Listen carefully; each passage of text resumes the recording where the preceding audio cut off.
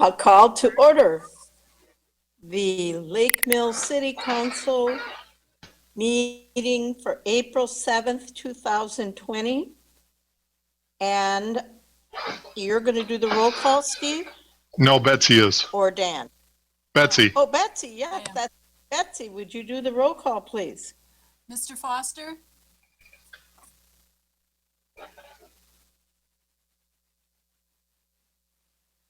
Mrs. Fritsch?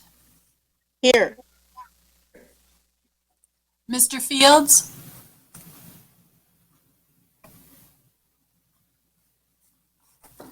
Mr. Fritsch?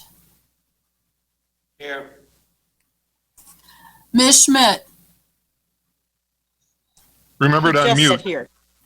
Remember to unmute. Oh, Oh, All present. okay. And we'll now do the Pledge of Allegiance.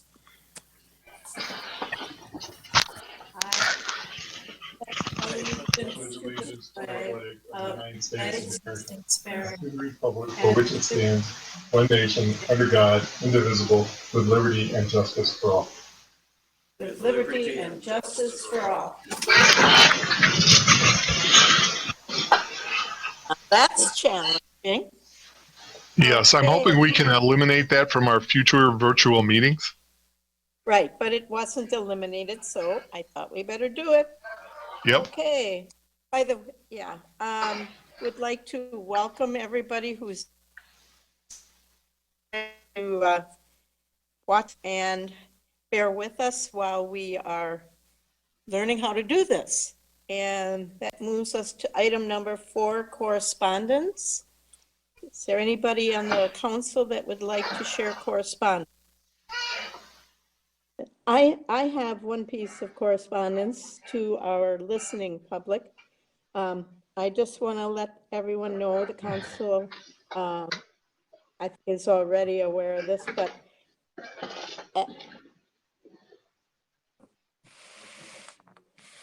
okay, I don't see me either. I do. You're okay. Okay, how's that?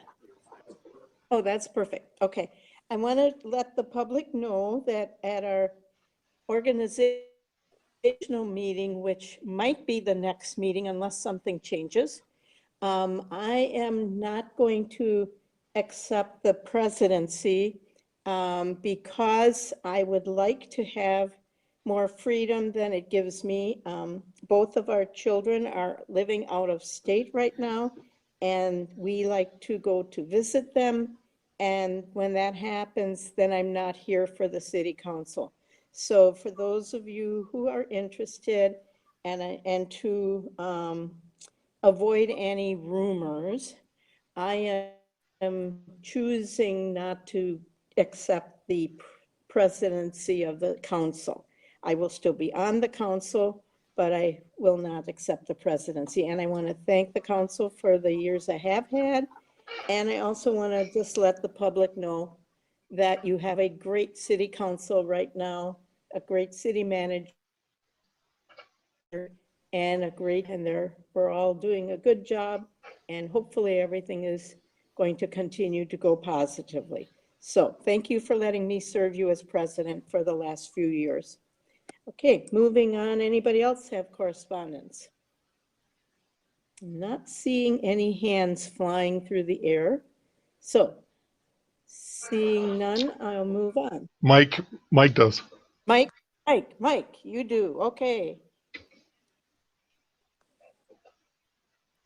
How do I get to hear Mike? Hey, Dan. Hey. You just got to wait. You got to wait and let him talk. It's a little delayed. Yep, I do. If you can all hear me. Yep. So, had a constituent. Yeah. Okay.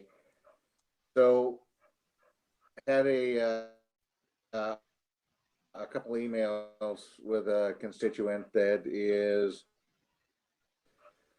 concerned that we don't have a ordinance on number of pets or number of dogs inside of, to work with Dan in the future on, just to see if it something we think we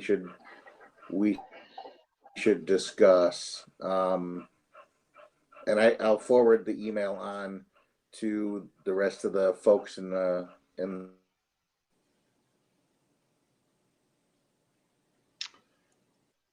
Thanks, Mike. We've been through this before, and I think Vicky will have a lot to add to this conversation.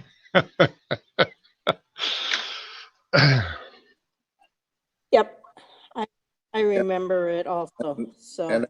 and that's fine. It's, Thank you, Mike, for sharing your correspondence. Let me add one thing. If you need to get in, you can go into chat and just type in that a question or that you want to speak, and I'll get it on there. Okay. Okay. Any other correspondence? Everybody looking quiet. Should I move on to questions and public comment? Yes. Okay. All right, let me get my trusty little piece of paper here. The public is encouraged to address the council at this time regarding items on the agenda. If your comments pertain to a public hearing, you are asked to hold your comments until the hearing. Public comments may also be made at this time on items that are not on the agenda if you have registered with the city clerk before the meeting has been called to order. The state's open meeting laws discourages actions by the council on items not listed on the agenda.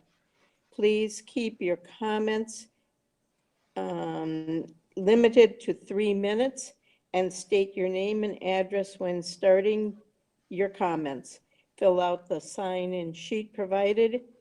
And for people online, please type your name and address in the chat feature. There is no one in the audience tonight here. So the only question I have is for Steve. Do we have anybody coming through in our chat? No, there are only 11 attendees noted on the top of the 8x8 video meeting. So I counted, and that's just us, all staff and city council. So we should not have any public comment. Okay. So seeing nobody to comment, we will move on to number 6, the city manager's report. I have nothing for tonight's agenda. I'm hoping that we can get through this and figure out what's going to work and what's not, and you know what our issues are. So if we go, I will do everything I can to figure out what we're going to have happen. So far, so good. And I want to thank you for all the work you've done since our last meeting. I also want to recognize Dave Grumman's work on helping to set all this up for us as our audio, video, whatever guy. And his work has been appreciated. And does anybody else have comments or questions for the city manager? Not seeing any. Okay, I guess we can go on to item 7. Steve, does that sound good? Yep. Okay. Acceptance of minutes of the Housing Authority of January 28th, 2020. We've received those minutes and they will be placed on file. Okay. Moving on to item 8, council business. We have a miscellaneous license. Would you like to read the name of that person? Kylie Beatty. Okay. We have a tavern operator's license for Kylie Beatty. Is there a motion to approve? So moved. Second? I have a motion by second. Mr. Fritsch, and who is that? Mr. Foster. Mike, okay, you got the second. All right. Could you call the roll, Betsy? Mrs. Fritsch, Aye. Mr. Fields, Aye. Mr. Fritsch, Aye. Ms. Schmidt,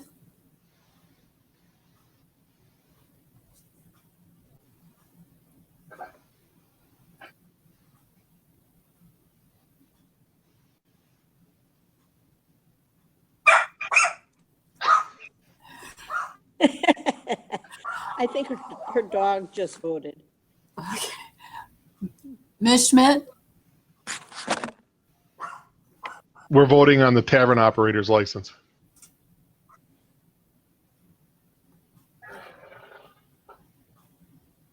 We heard your dog. Just raise your hand. okay. Mr. Foster,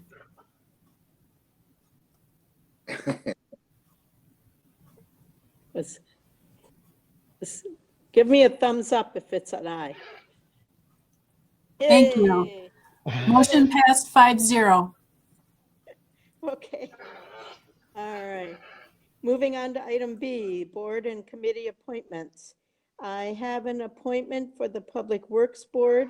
I would like to appoint Greg Polachek to the Public Works Board, if someone would make that motion.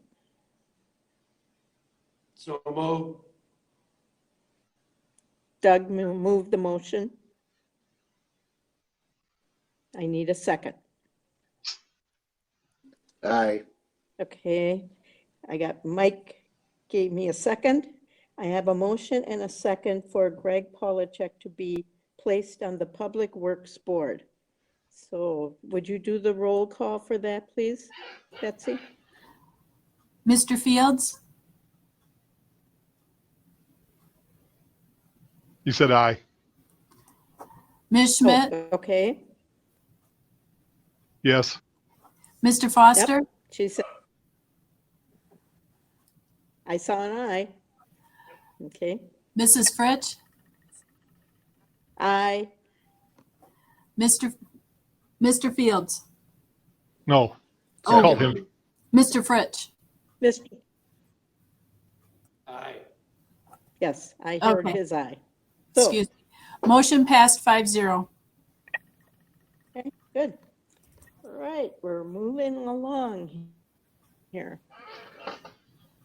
Next item is the public hearing for the 2020 to 2025 Comprehensive Outdoor Recreation Plan. The public hearing is now, okay, do I read my line or do you read something, Betsy? You want to, or should, I'll read the public hearing thing, I think. Yeah, I The give it to public you. hearing is now, yeah, the public hearing is now open for public comment. Please keep your comments limited to 3 minutes and state your name and address when starting your comments and fill out the sign-in sheet provided. For people online, please type your name and address in the chat feature. And I have, again, no one in the chambers here. So do you have anybody been added, Steve, in your chat room? I do have one, but I don't think he's interested in this. I think he's got an agenda item that's Neal Shade. You have any comments on the public hearing, Neal? Negative. I'm just waiting for my agenda item. All right. Thank you. Okay. So that means we can close the public hearing? Yes. I will declare the public hearing closed due to the lack of anyone to speak. All right, item number D, Resolution 2011. This is the resolution that goes with the Comprehensive Outdoor Recreation Plan. And Betsy, can you read what should be read on that, please? I'll read the title. Is that sufficient? I think so. Resolution 2011, approval of the City of Lake Mills, Wisconsin Comprehensive Outdoor Recreation Plan 2020 to 2025 and Park Impact Fee and Land Dedication Requirement. Okay, and this is online on the website for the city for all to see. Dustin, you are on here with us. You did a lot of the work on this, correct? I and my staff did. That is correct. Okay. This is the third plan we've done for you. And I can briefly walk through the highlights of the presentation, which is also available online for the general public. Okay, I need a motion. Were you, I move the resolution 20-11. okay, I have a motion. I need a second. Well, I think I got one, but I don't know who did it. Steve Fields. Oh, Steve Fields, there you are. So I have a motion and a second to approve resolution 2011. Now I'll give it back to Dustin. And do we want to give him any guidelines onto what we'd like to hear from him? He's going to do a brief Council- outline of what's on there and then ask for questions. Okay, sounds great. Thanks, Steve. Okay, yay. All right. Thank you, Ms. Fritsch. Again, this is the third time we've worked with you. You've had, as a community, numerous outdoor recreation plans. This is the culmination of 8 or 9 months of work by the Parks Board and working with the city staff to get to this point. It was presented to the Plan Commission at a meeting 2 months ago.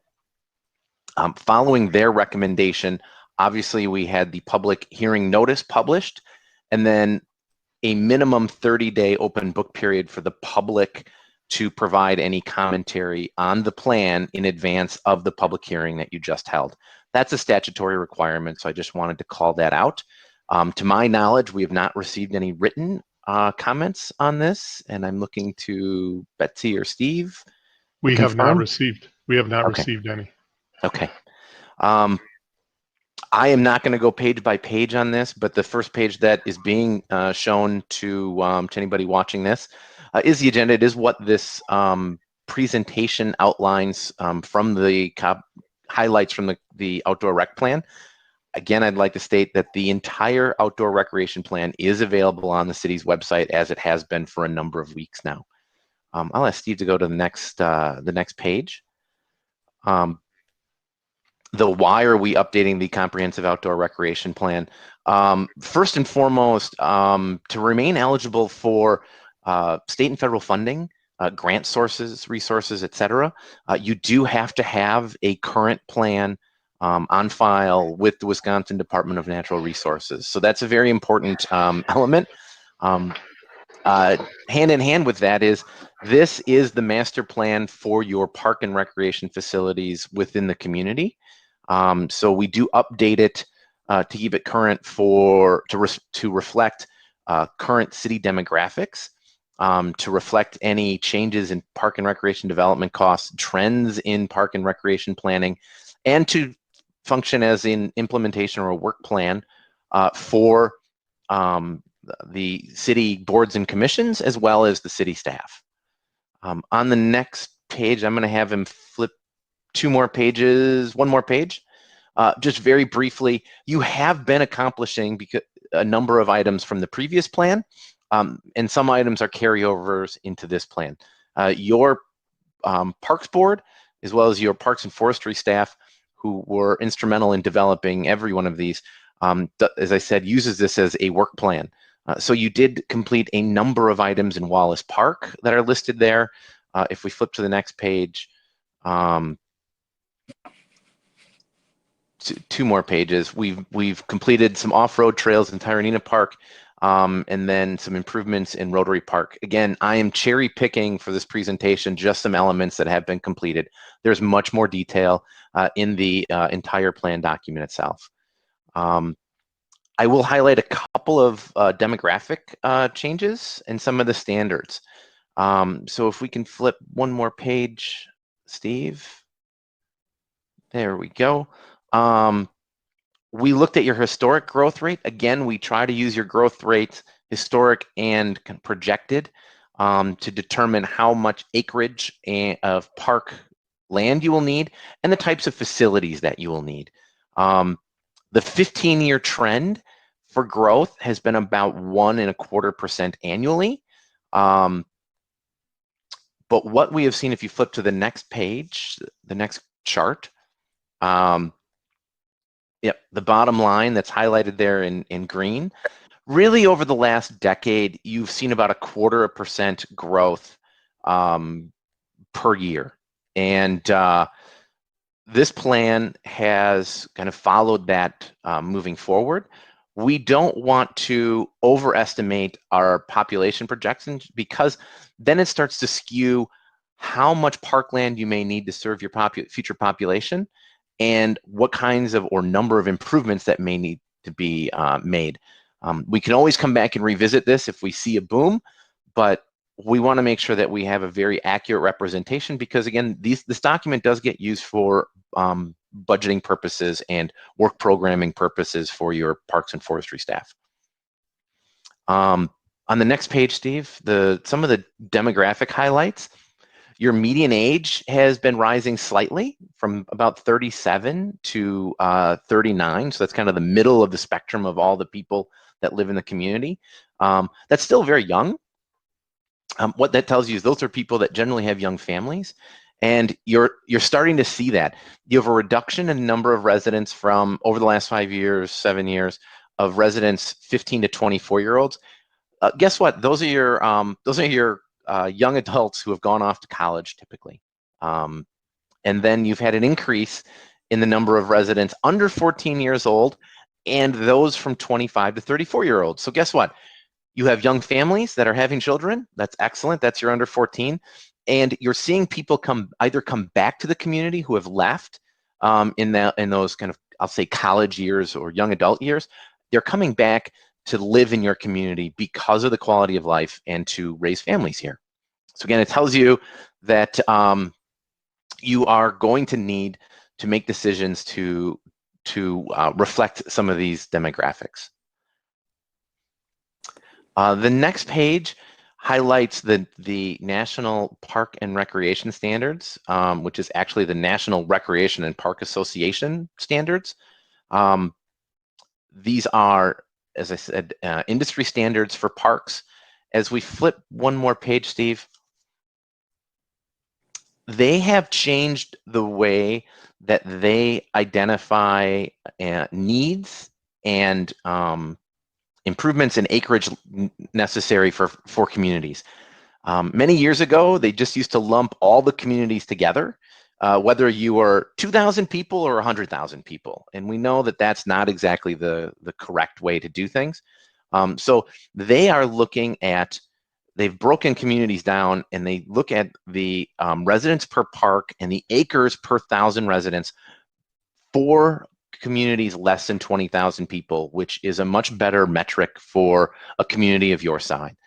And what it's telling you on the far right column, it says you have 655 residents per park that you have.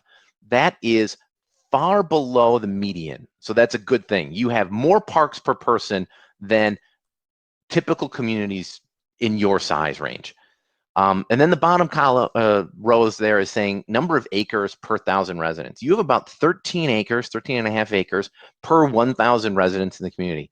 That puts you near the upper quartile, which is an excellent metric. That means you have more parks per 1,000 than the typical community around you. Again, it goes to the quality of life. I think it's one of those things people who live in Lake Mills understand, but it's always nice to be able to have a metric or to be able to quantify it. The next page highlights park acreage analysis. So how much acreage do you have by park type, and how much do you need based upon the growth projection that we had highlighted? Many parks at the top are very small parks, usually less than half an acre in size. Your Parks Board and your Parks and Forestry Department do not want to focus on mini parks. They're costly to maintain. They take up a lot of park staff time in comparison to the amount of acreage that and improvement that they provide to the community. So the focus in Lake Mills over the last couple decades has been on neighborhood-sized park and community parks, right? An economy of scale that serves its residents. Because of the size of community you are, you have a lot of neighborhood parks.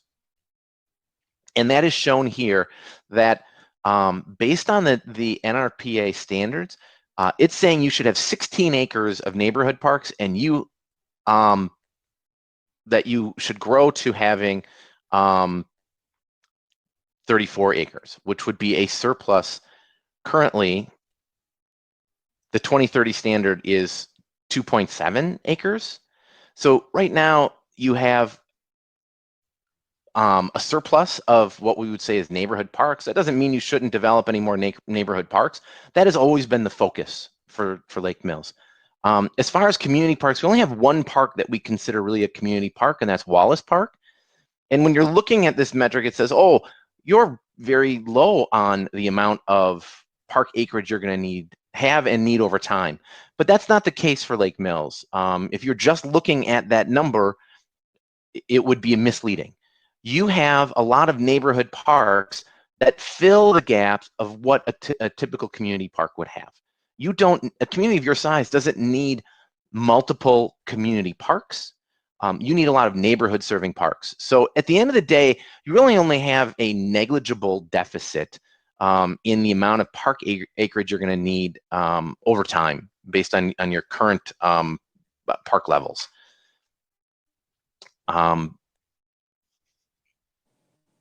The second kind of metric that we look at is geographic analysis. So I'm going to ask Steve to kind of flip ahead a couple. These are the maps. You'll get to the first map in a couple of slides. Thank you. And when you're looking at this map, it's showing you where you have parks and their service area. The two service areas that we're really focusing on, you'll see the orange outlined areas and the yellow outlined areas. The community parks have a 1 mile buffer. We will say that as far as active community parks, Wallace Park is the only one, but for park service area, Sandy Beach Park does function as a community type park. Different type of programming, but for geographic analysis, it does function that way. It has generally you think of a 1 mile buffer. You would walk or bike up to a mile. It will serve that area pretty well. Neighborhood parks generally have a half-mile buffer.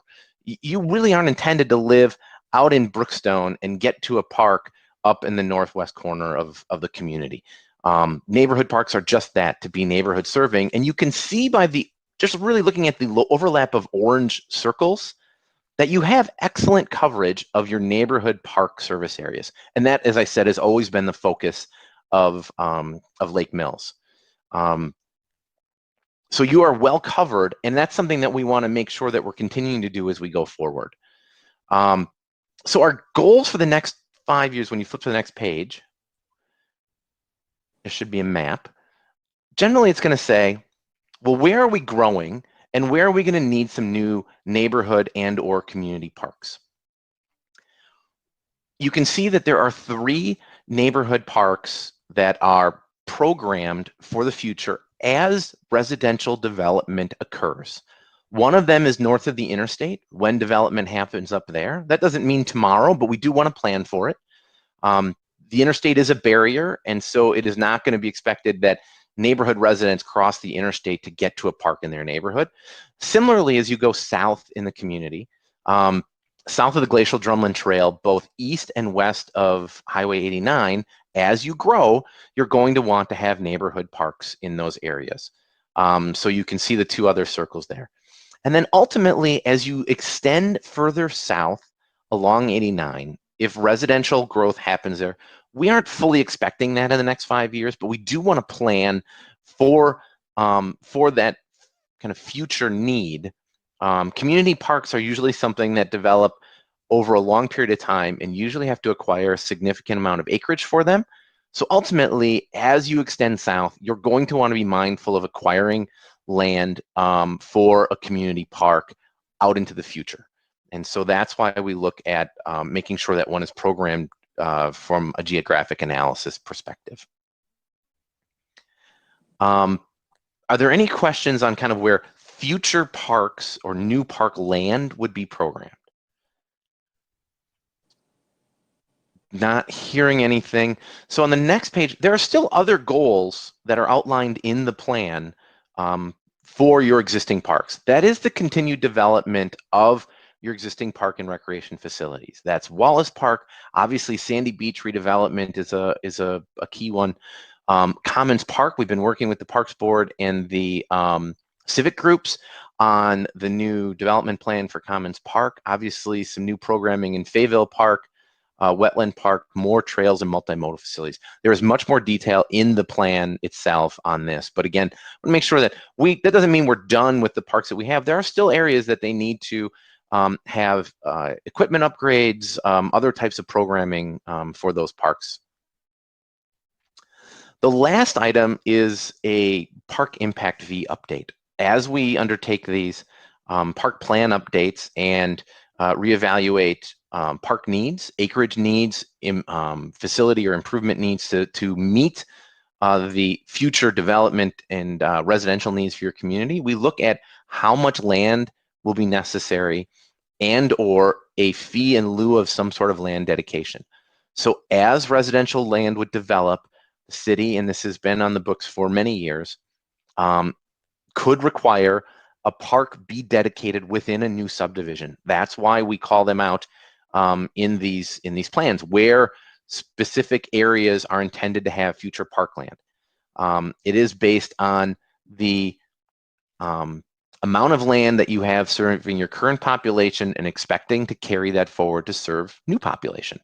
So if a development came in, there would be a requirement of them to dedicate about 1,000 square feet of land area per dwelling unit that would develop, whether that's residential, single-family residential, two-family, or multifamily. Land dedication requirements, or the responsibility to dedicate land, is at the direction of the Parks Board, the Plan Commission, and ultimately the Council. There may be development coming in where you don't want to have specific land dedication, that there may be a different area relative to where that project is occurring. In those cases, you would have, they would provide a fee in lieu of dedication. So a dollar amount per dwelling unit. And that is so you can use that to acquire parkland. So that's row B there is based on, and again, all the details are in the project plan about what land costs down here and tying it to how much they would need to dedicate, how much they would pay per dwelling unit to offset dedicating that land. And then the last part of that is, it's one part to either dedicate land or the city to acquire land. It still needs to be improved. There still needs to be basic park improvements so the park will function as it's intended to. Everything from playground facilities to park benches to water fountains. And so to meet those needs for those future development, to have a park available that it can use with improvements, there is a dedication, there is an improvement fee or cost associated with that. The reason we break that out is because if someone dedicates land, if a developer dedicates land, well, they wouldn't pay the fee in lieu of dedication, but there still is the requirement for new development to pay for the cost of improvements within that park to serve their needs. That's that second line item. So all dwelling units, new dwelling units, would have a park improvement fee under this of $397. If land wasn't dedicated as a part of their development for a park, that would add $637 to it. So you get the generally the $1,034. This is very development friendly because it is in keeping with your current fee. It really has just been adjusted for the consumer price index since the last plan update about 5 years ago. So kind of keeping up with the cost of the rising cost of either land or the improvements for those parks. I tried to run through that quickly. If there are specific questions on this, I will certainly try my best to answer them. I think Doug has a question. Yeah, what's the percentage of increase in the consumer price index since the last plan? The total for the 5-year, I think we went up about 2% a year.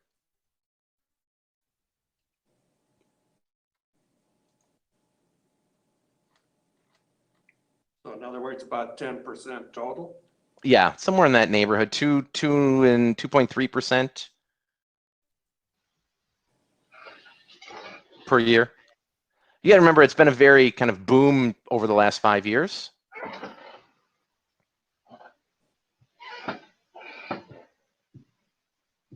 Does that answer your question? Yes, it answers his question. Excellent.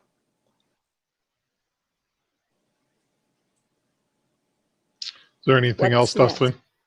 I have nothing else to add. So, Diane, you can ask for a motion. We, We have Yeah. a motion. Oh, we have a Yeah. motion? Yes, Doug made the motion, Steve seconded. right. Okay, good. Then we can go to roll call. so is there any other discussion amongst the council? Anybody have questions for Dustin at all? No? All right, Betsy, would you call the roll, please? Mr. Fritsch? Ms. Schmidt? Aye. Mr. Foster? Aye. Mrs. Fritsch? Aye. Mr. Fields? Aye. Motion passed 5-0. Okay. Thank you Well, very thank much. you. I'll just let you know, I'm going to listen in. I'm going to turn off my video so it doesn't slow down anybody else's screens, but I will be listening along in case there's something else that I'm needed for. And we want to thank you and everybody who worked on this. Thank you so much. Moving on to item E, discussion decision on approving the appointment of successor agent Gene Wagner of Kwik Trip Incorporated. Steve, should we make a motion on this? Yes. This is a typical one that we do. Okay. A lot of times she lumps them in as part of the appointments, but when they have a significant change, she puts it down here. So looking just for a standard motion of approval. Okay. Do I have a motion to approve? So move. That's Steve? Second. And Vicky, second? Okay, I have a motion and a second. I don't think we really have discussion on this item, so. You had a wolf.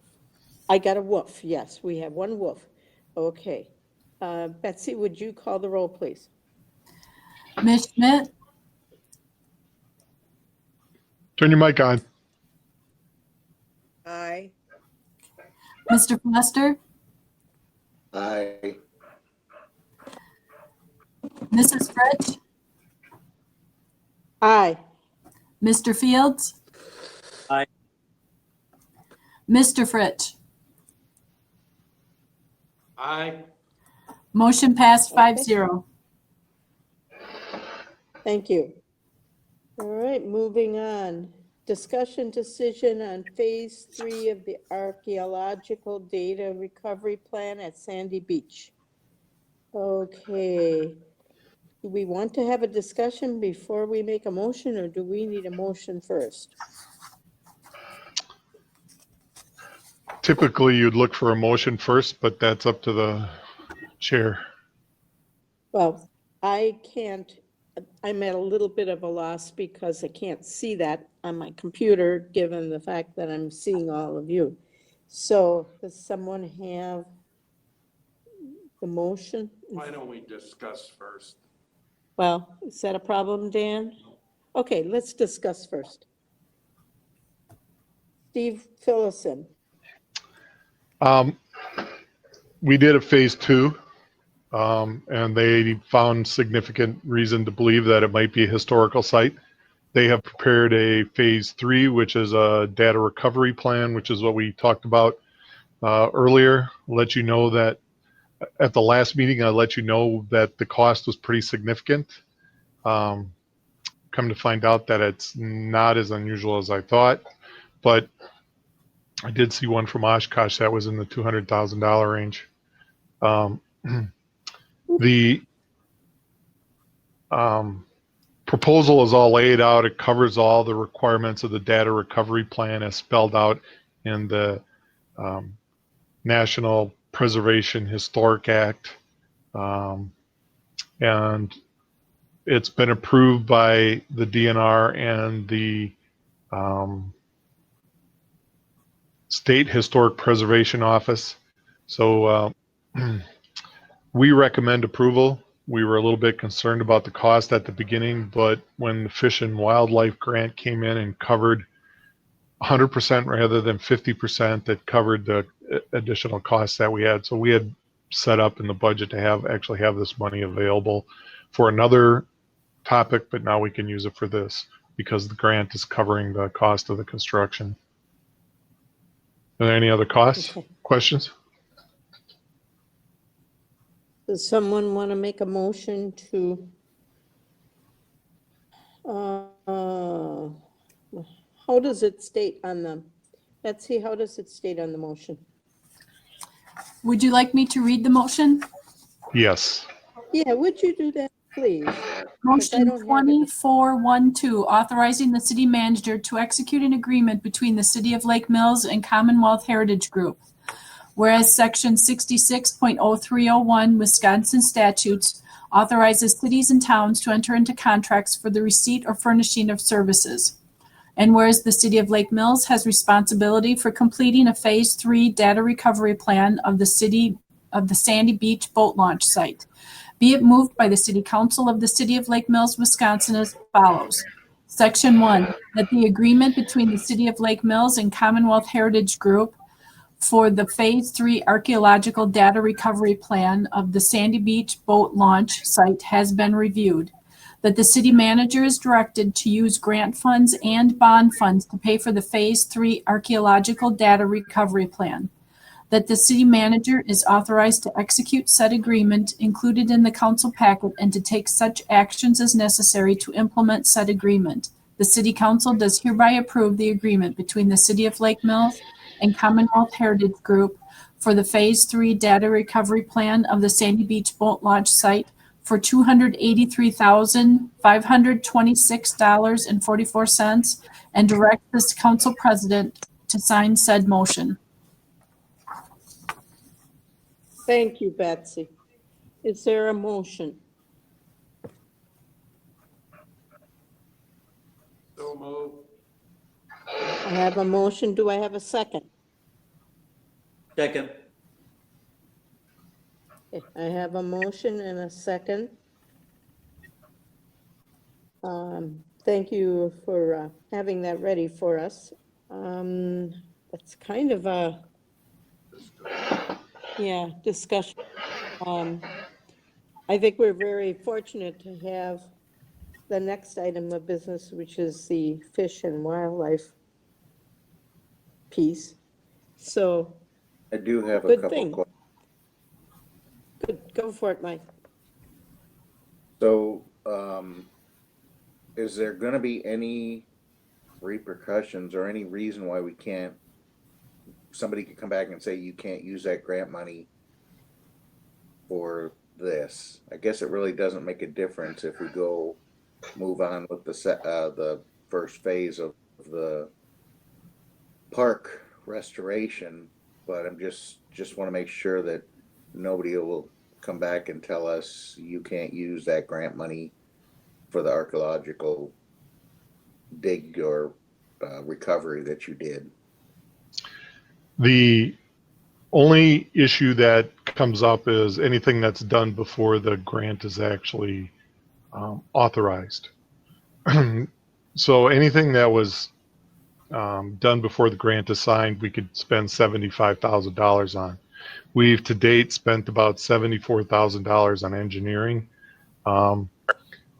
That's why when I talk about this, I say the rest of it will be, we'll use the bond funds and that we had set aside for this, and then the grant funds will all go to the rest of the design and the construction.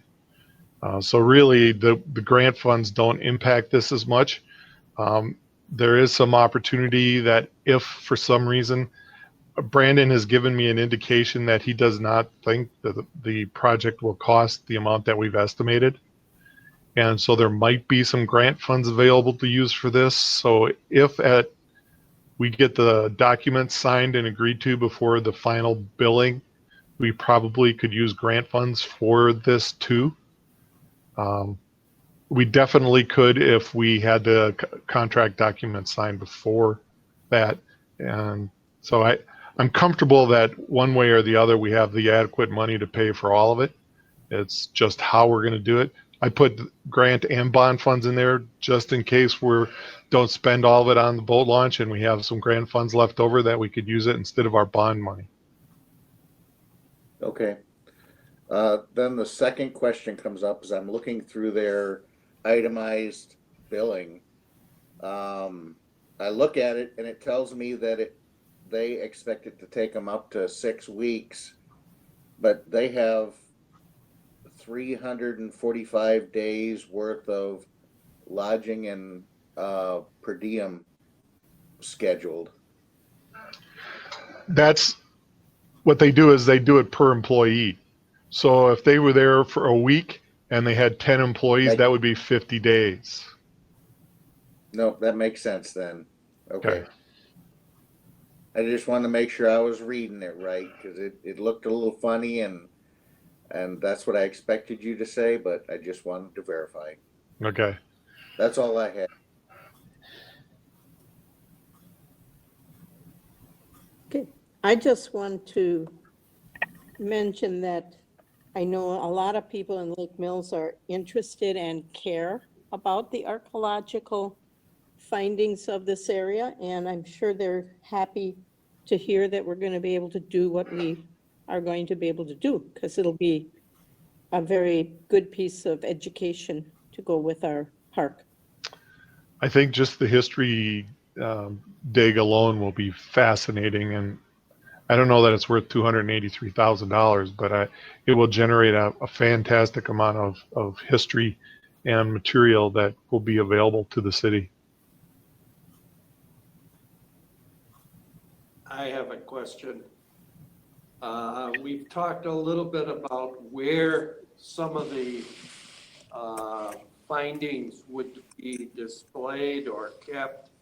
Has there been any further discussion on that? We have not. If you remember, we looked at grants that were available to us, and they all required us to go into a historic preservation ordinance. And the council kind of opted not to do that. So what we'll do is we'll look at what we have available to us at the time, how much data we have and how we want to display it. And then we'll make a decision on whether we're going to fund that ourselves or continue to move forward with some sort of grant or from either the government or a nonprofit. Sound okay, Doug? Doug says, okay.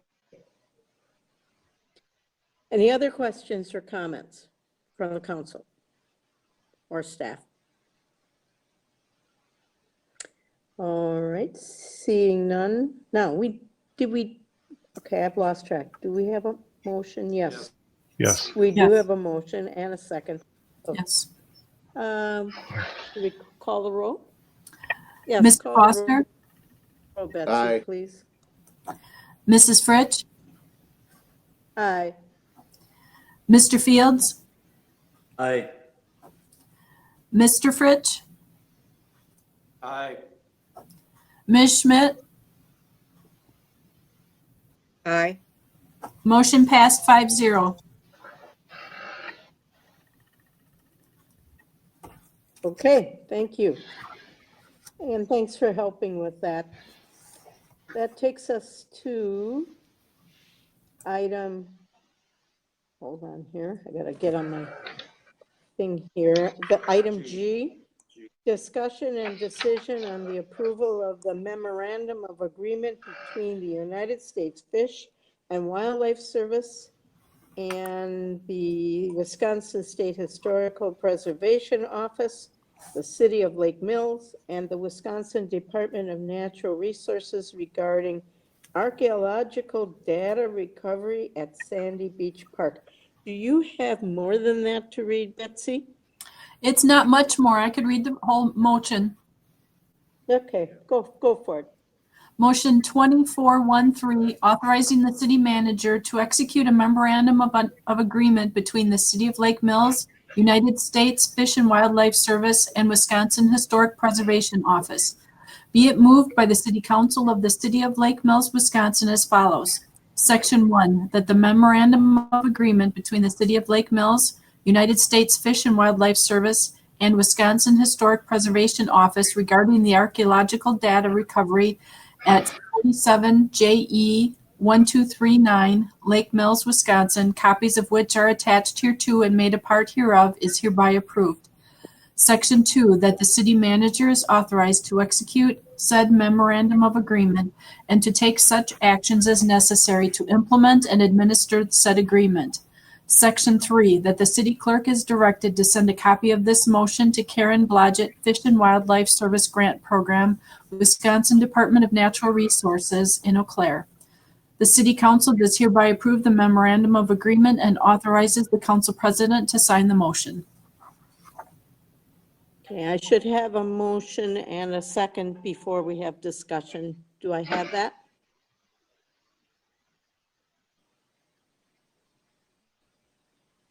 Anybody want to make a motion? So move. So moved. Oh, goody. Who made the motion? Steve Fields. Vicky? Okay, Steve and Vicky seconded. Right, Vicky? Second. Okay, got it. Thank you, Vicky. Okay, so I have a motion and a second. Steve, is there anything you want to add to this information? Yeah, this is about as scary a document as we're going to see.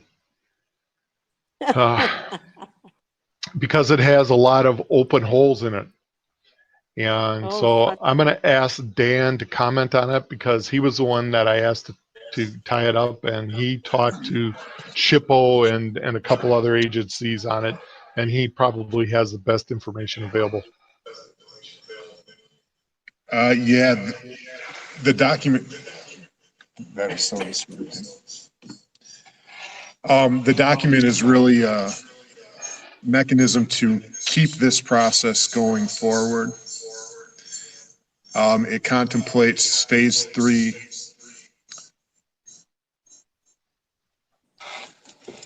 of the archaeological study and moves the process forward. It also provides for notice having been sent to the indigenous tribes in the area.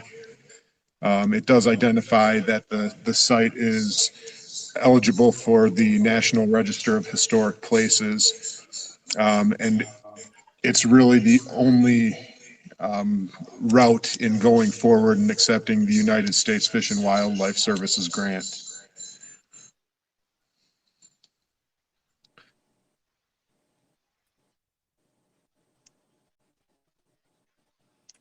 Any questions for Dan?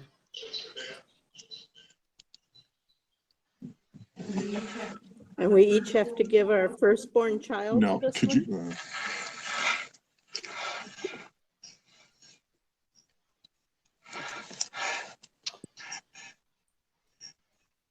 Does Diane need to mute her It's mic, Dan? just- I tried that, it got worse. No, if she would have muted her mic, it would have been much better. No, I did, and it got worse. Okay. The it really leaves a lot of power in the hands of the contractor, who is Commonwealth Heritage. They're a pretty high quality organization. The State Historical Society said that they have never seen anything unusual come out of this, and that it's a a standard process that wouldn't be a problem for us. It's still moving forward, improving an agreement. I will not sign it unless I feel that there are adequate provisions put in there for us. But it's still something that, you know, I probably send it out to you before I sign it and let you send back comments to me, because it's got a few holes in it yet.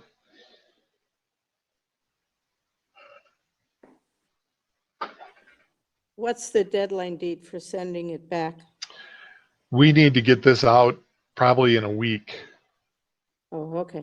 because yeah, we need to get that data recovery plan contract started and out, and they actually can't start.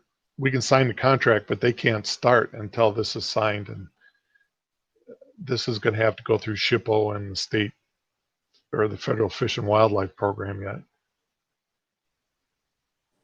And if I remember correctly, SHPO takes a long time.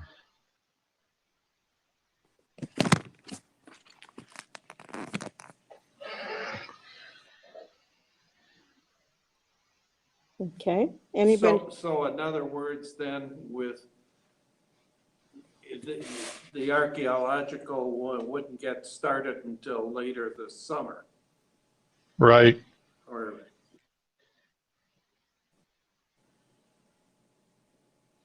Which starts pinching the contracts, our start date. But you think we can do it if we approve this tonight? Yes, if I identify any problems, I'll ship it out to you. I'm confident Dan can work through it and get us to a point where we need to be. But if I think there's anything that's unusually hazardous, I will ship it out to you to let you get an idea of what I'm signing before I sign it. Sounds like a plan. Anybody else have questions for Steve or Dan? Seeing none, call the roll. Mrs. Fritsch, Aye. Mr. Fields, Aye. Mr. Fritsch, aye. Ms. Schmidt, Aye. Mr. Foster. Aye. Motion passed 5-0. Okay. Thank you, Betsy.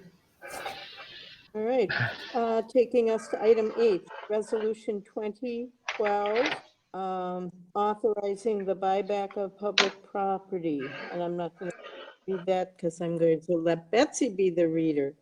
Would you read the resolution, please, Betsy? Resolution 2012, authorizing the purchase of public property parcel 246-0714-1831-005. Whereas a request for the city to buy back real estate consisting of 3.5 acres in the Lake Mills Business Park has been submitted to the city manager. And whereas the real estate was sold by the city to the owner on or about April 6, 2018 for $50,000 and $7,755 of commission and closing costs.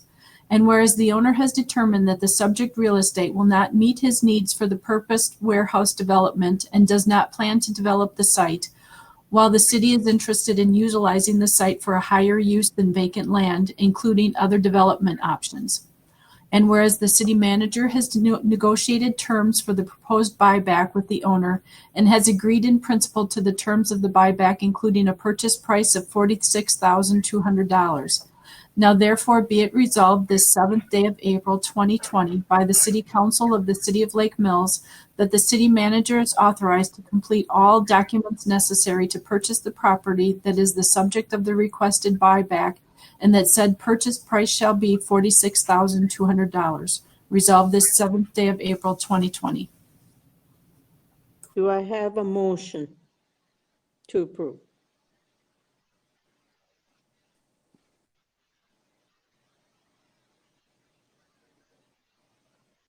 So moved. Vicky, your mic is shut off. Foster.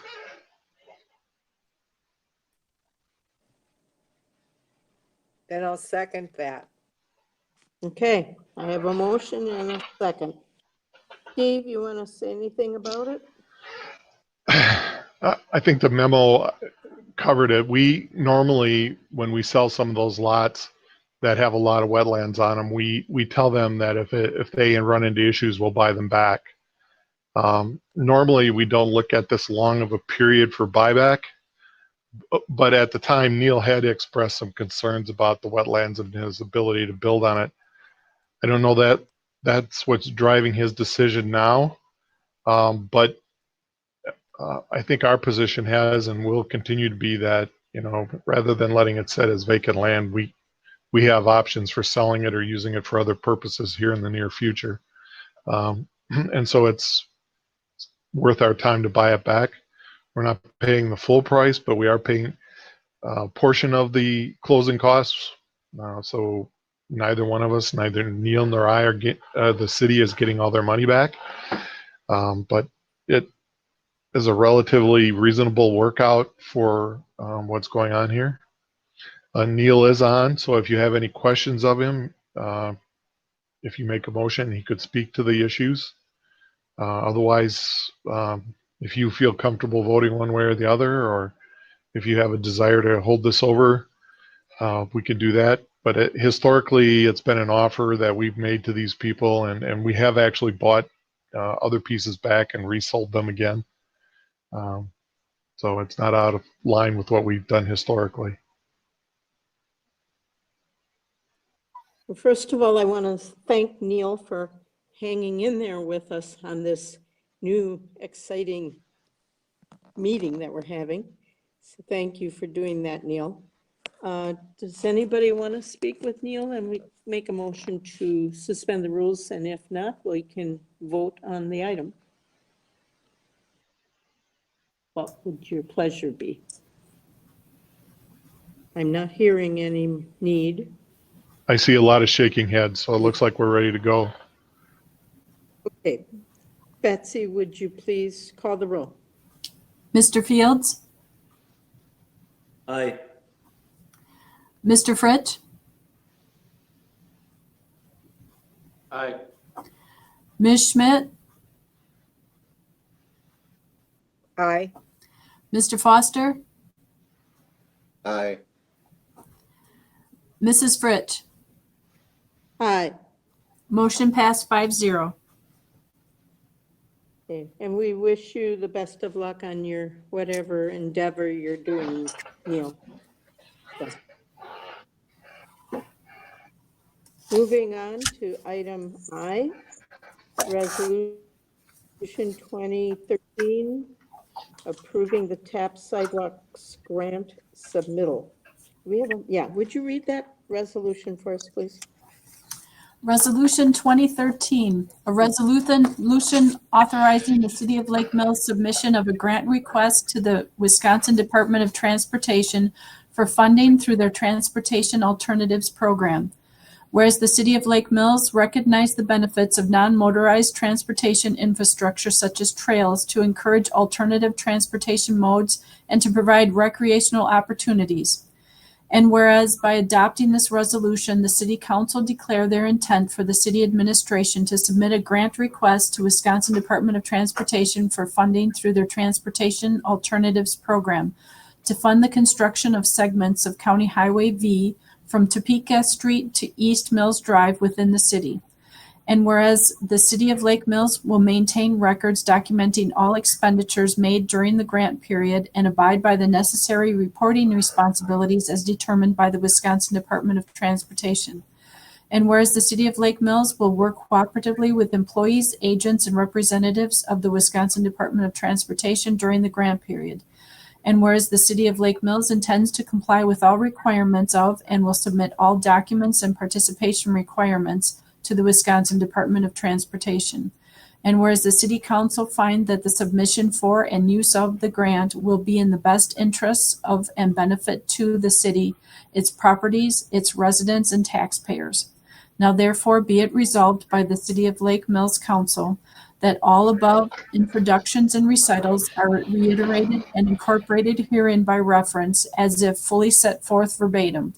and the city administration is authorized on behalf of the city of Lake Mills to prepare and submit applications for and request funds and assistance available from the Wisconsin Department of Transportation for these two grants. And the city of Lake Mills shall take any and all necessary actions to undertake, direct, and complete approved grant activities and comply with state and federal rules for the program.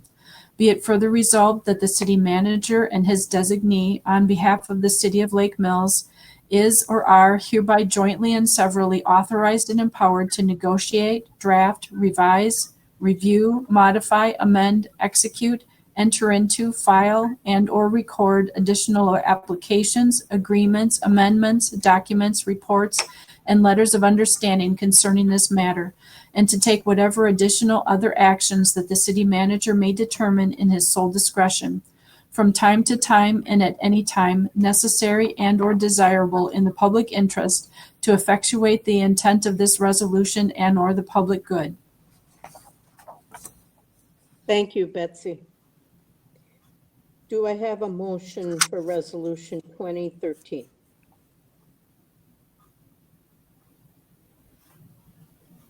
I move adoption of resolution 20-13.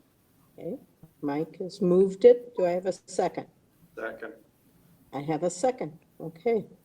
I have a motion and a second. Anything you want to say about this one, Steve?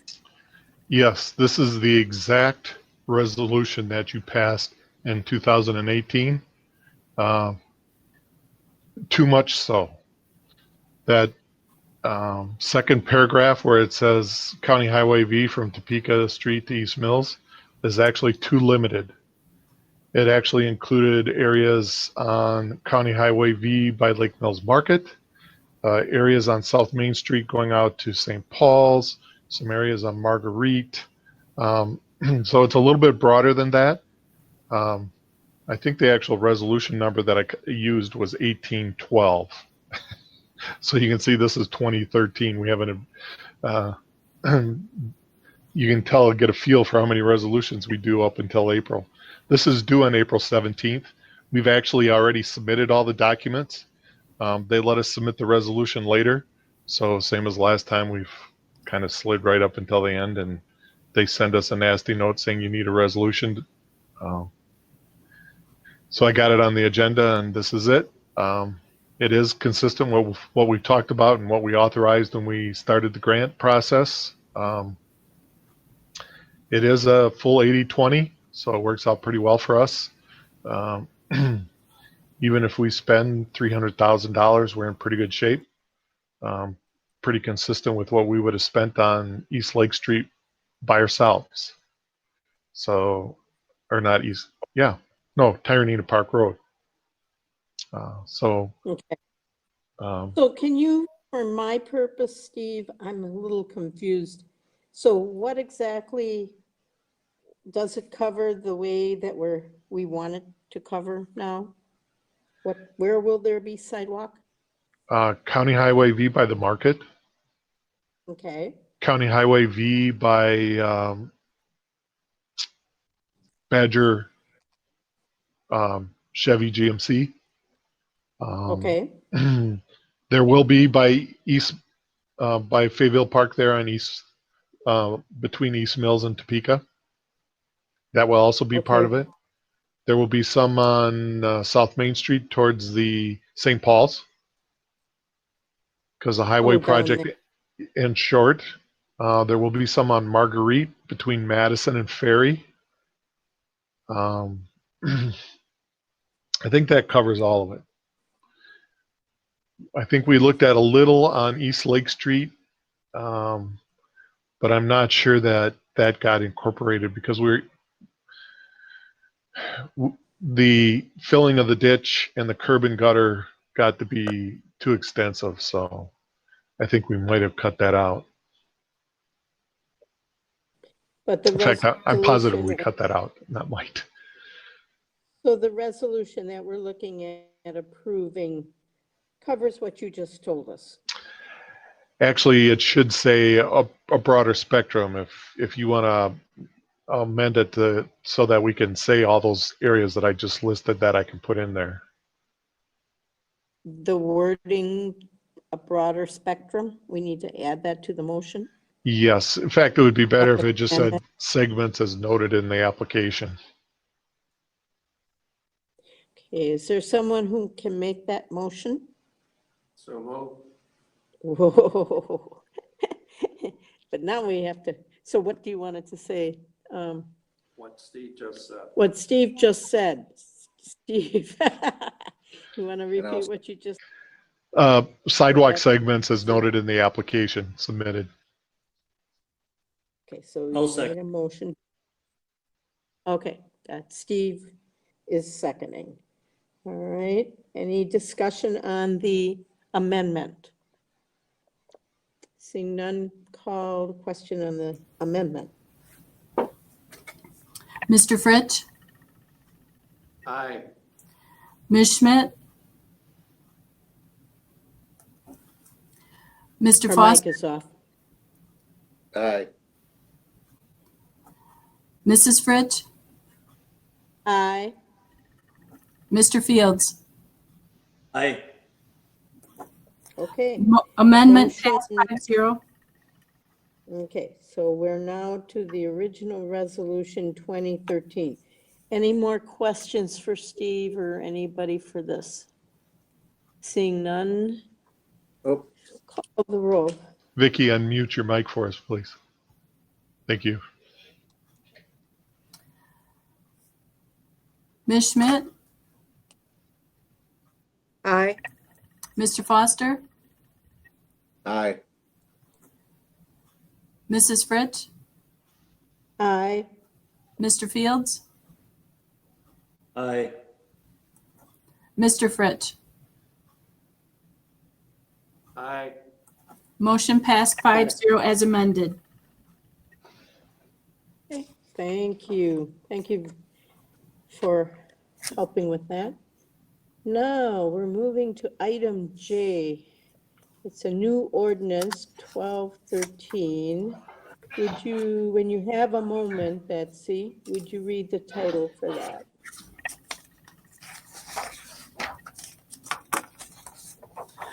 Ordinance 1213, amending Chapter 249, Alcohol Beverages, Article 1, Licenses and Permits, Section 249-1, State Statutes adopted, and Section 249-2, Licensing Provisions.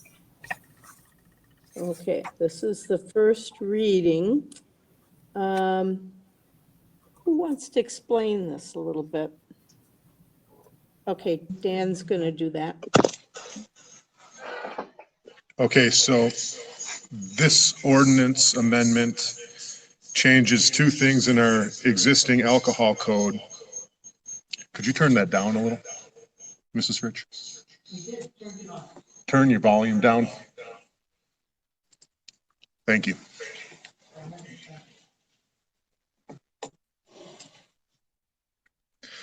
Okay, so the two items that are being changed with this amendment, it specifically gives quoted Class B facilities, licensed facilities, the ability to sell at retail spirits, intoxicating spirits, liquor, in its original packaging for consumption off-site.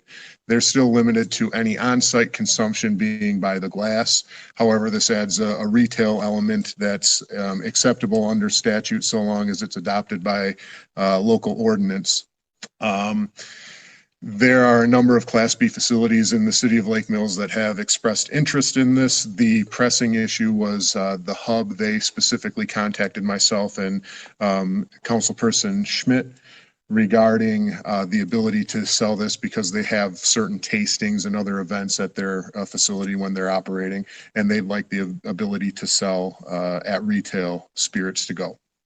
The Second Amendment specifically gives the city clerk the authority to issue licenses to tavern operators without council review. This is a statute that was amended in the Wisconsin statutes at the beginning of March. It went through both the House and Senate. They passed.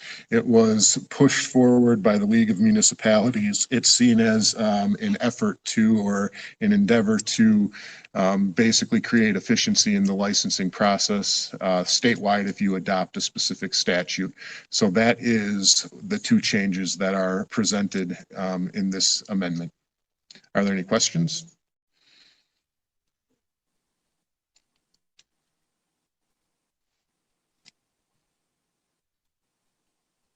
I guess I've got a concern, not about the first part of the ordinance, but the second part, in which I find the information of looking at the licenses to be kind of information data gathering point that helps me keep helps me make some decisions. Now, I guess I didn't think there was, I understand for staff that there was a lot of, it's probably more concern and work for them to take and get the information to us, but frankly, I appreciate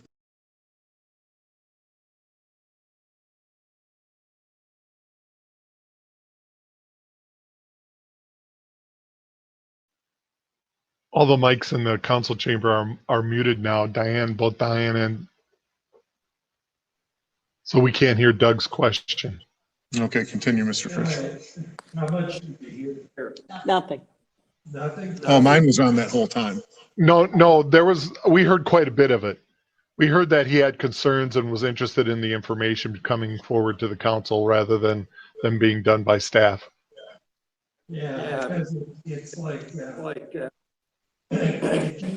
by itself, well, but it's an information point that helps me, I feel to take and guide me my position as council. So I understand your staff and pain in the get it to it, but I feel kind of, Dan, can you mute your mic? it helps keep what helps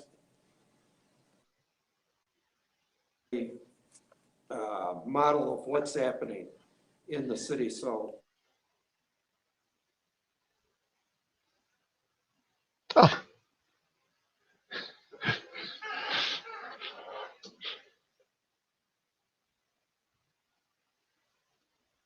One of you two in the council chambers has to unmute your mic. Diane, can you do that? you can still mute.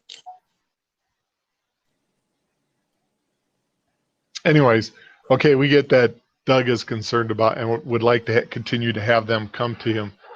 I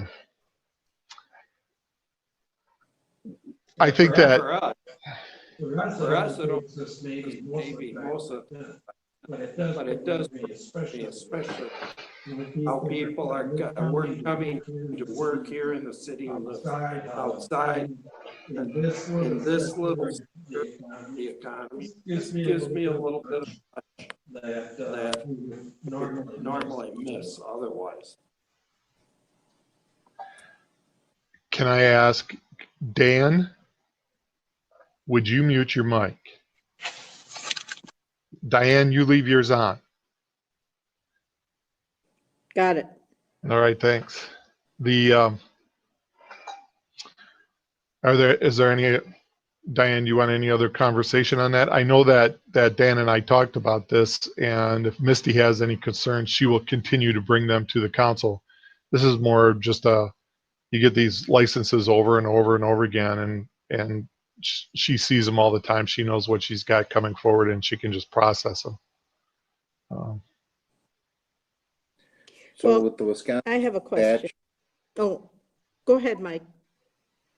So with the Wisconsin statute, basically it is a law saying that we can do this or it can be done, but there's no reason that we can't continue to be more restrictive if we want to. Am I reading that correct? I believe you are. Yeah, I'm not sure what you mean more restrictive. The statute specifically outlined the standards under which applicants would be eligible for this particular license. So that's not the question. That's not what's being amended today at all. Right. What my thoughts are is most of the time when a law is outlined, you have to follow by what those guidelines are, but you can also be a little bit more restrictive in that if you so choose. So we could say, well, we understand that this is the state law. Our regulations stipulate that it will still go to the council. No, you don't have to take that step at all. If you don't want Misty, the city clerk, to be the appropriate licensing agent to issue this license, then you do not adopt this amendment. Okay. Overt adoption of the amendment is necessary. Otherwise, it continues to go to the council every time. Okay. No, that's exactly what I was expecting it to do. I mean, haven't decided either way. I just wanted to make sure everybody knew there is an option. I have a question. There are two parts to this. One had to do with what the hub needed. The Class B licensing, yes. And that's included in this ordinance as it currently reads. Can we for tonight, now, I got the impression, maybe I misread, but that they needed some action on this as soon as possible. Misty would like to skip to the third reading, but nothing compels you to do that whatsoever. Misty was looking at the licensing process but aspect too, not the hub. well, I don't feel like I understand this real well, so unless, I'm not sure I understand where the urgency is. Somebody want to explain it to me? I believe that a lot of the licenses are starting to come up. And so this is going to be a busy time of the year for that type of aspect. And so being able to just get ready and get them processed is what Vicky was, or Misty was looking at. And what about the hub? Do they need something in a hurry? I don't think so. This is an event that's already passed. Well, I'd like to see it go to a second reading so we can have a better understanding of what's going on. And then we can always do third reading at the next meeting, right? Could I make a motion to split them into two? But we don't, why? Well, I mean, what do we gain? I guess I have no problem with the first part of the ordinance, it's the second part. And again, I apologize to staff, but I find it, like I said, I find it a source of information that I would like to continue receiving. Is there a reason that it was put together in one ordinance? Merely Yeah. efficiency. Numbering, I mean, it's the same exact section of the chapter of the ordinance. Well, I think he said there would be no reason to rush it through for the hub. So why don't we just go to the second reading? Leave them together. We can still. It is an ordinance, it's not a resolution. I'm right now opposed to it unless somebody has some other ideas. You could make an amendment to split it. That's what I. That's what I. What I'm, Make an amendment. Oh, I don't think that there's any benefit in that. At this point in time, if we push it to the second reading, it's irrelevant.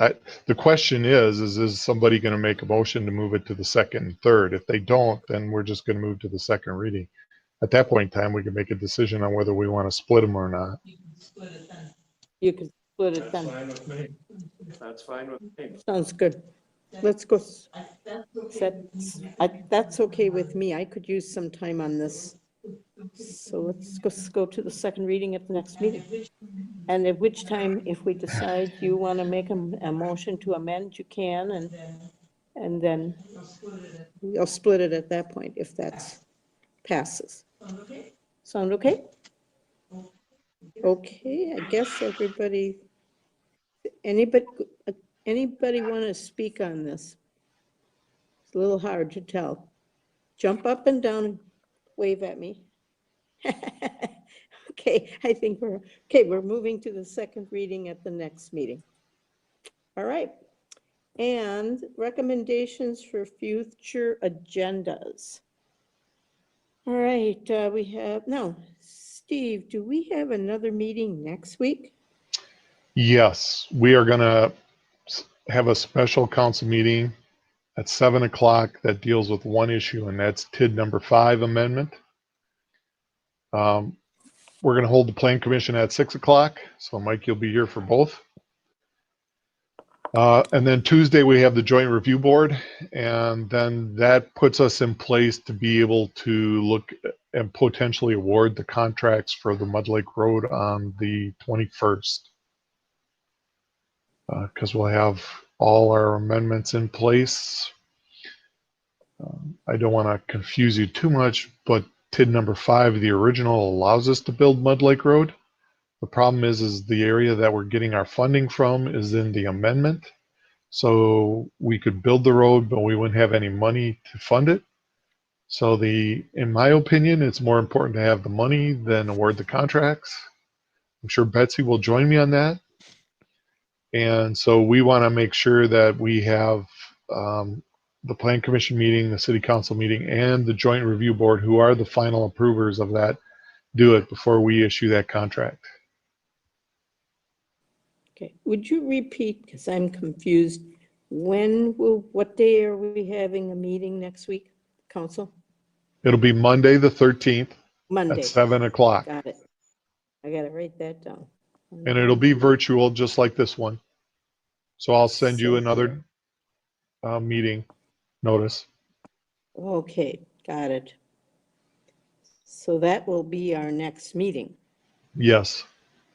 Except Okay, for Mike, and he'll have Plan Commission at 6. Oh, so Mike, you get to come an hour earlier than the rest of us. Yay, and he's happy with that. Okay, good. And do you need me to come early to get well, no, you'll have it all set up and I'll just have to move right in, right?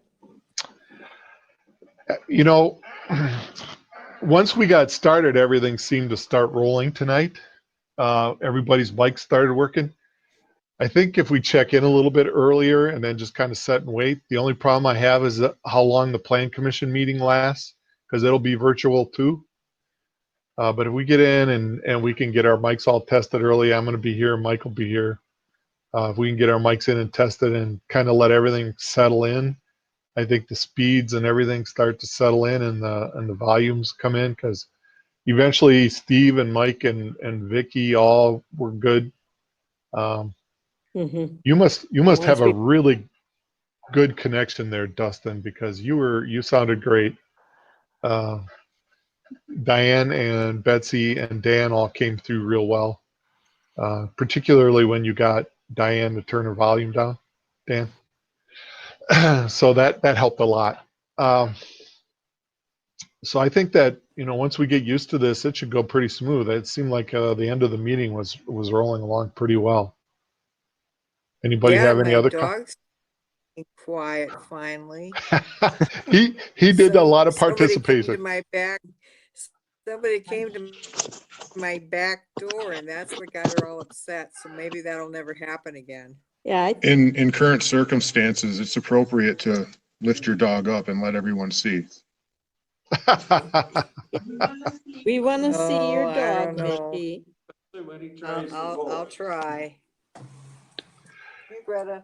The next meeting is the reorganization meeting, so I will start the meeting, the next regular meeting on the 21st. 21st, right. Yes. I will start the meeting. We'll go through the elections. And once we get that done, then we'll go to the standard things like the newspaper, the official newspaper, and the official depositories. I don't know if we'll have any other items by then. We may. Oh, Oh, there's she's your all doggy. dolled up. Yeah, What's your doggy's name? it's her birthday today. Hey, happy birthday, doggy. What's your doggy's name? Greta. Greta, that's it. I knew that. Okay, Greta is going to run for city council next year. No, she's still not old enough. She's only 3. Oh, too bad. Dog years, that's 21. That works. Oh, yeah, that's true. The other than that, I don't have anything official for the next agenda, but I'll we'll see what happens. Okay, but we'll see everybody on Monday and it will be televised? Yes, Yes, the meeting Monday? it will be Yes. the same as this one. Okay. And the planning commission will be televised before it. Okay, Yes. sounds good. Well, I don't know if anybody's still out there listening to this, but if you are, we want to thank you for your continued support and patience. And unless I have something else, I'll adjourn the meeting.